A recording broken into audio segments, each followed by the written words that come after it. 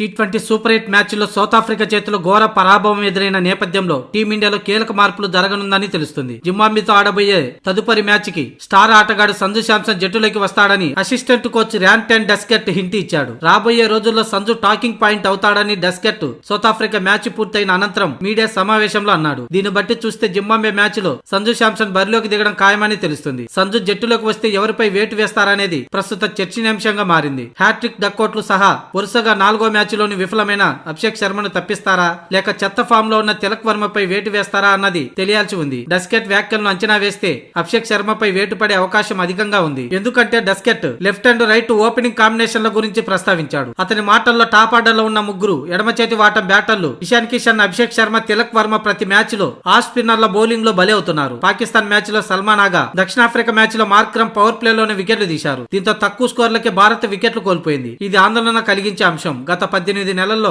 బాగా ఆడిన ఆటగాళ్లను కొనసాగించాలా లేక సంజుని జట్టులోకి తీసుకోవాలా అన్నదే ప్రస్తుత చర్చనీయాంశమని డస్కెట్ అన్నాడు. డస్కెట్ వ్యాఖ్యలను బట్టి చూస్తే ప్రత్యర్థి ఆఫ్ స్పిన్ ప్రయోగాలను విజయవంతంగా ఎదుర్కొంది. దీంతో పవర్ ప్లేలో వికెట్లు కోల్పోకుండా ఉండాలంటే టాప్ ఆర్డర్ లో రైట్ అండ్ లెఫ్ట్ కాంబినేషన్ లో బరిలోకి దిగేట్టుగా కనిపిస్తుంది. ఒకవేళ అభిషేక్ శర్మను అలాగే కొనసాగించాలనుకుంటే తిలక్ వర్మపై వేటు పడే అవకాశం ఉంది. అప్పుడు అభిషేక్ శర్మ సంజుతో ఓపెనింగ్ చేయించి ఇషాన్ ను వన్ డౌన్ లో పంపించవచ్చు. ఇకపోతే మరో మార్పు చోటు చేసుకునే అవకాశం ఉంది. అక్షర్ పటేల్ తుది జట్టులోకి రావడం ఖాయంగా కనిపిస్తుంది. అతని లేని లోటు గత మ్యాచ్ లో తెలిసి వచ్చింది. ఈ క్రమంలోనే వాషింగ్టన్ సుందర్ ని నమ్ముకొని టీం మేనేజ్మెంట్ బొక్క బోర్లా పడింది. దీంతో సుందర్ ని తప్పించి మళ్లీ అక్షర్ పటేల్ ని తుది జట్టులోకి తీసుకునే అవకాశం ఉంది.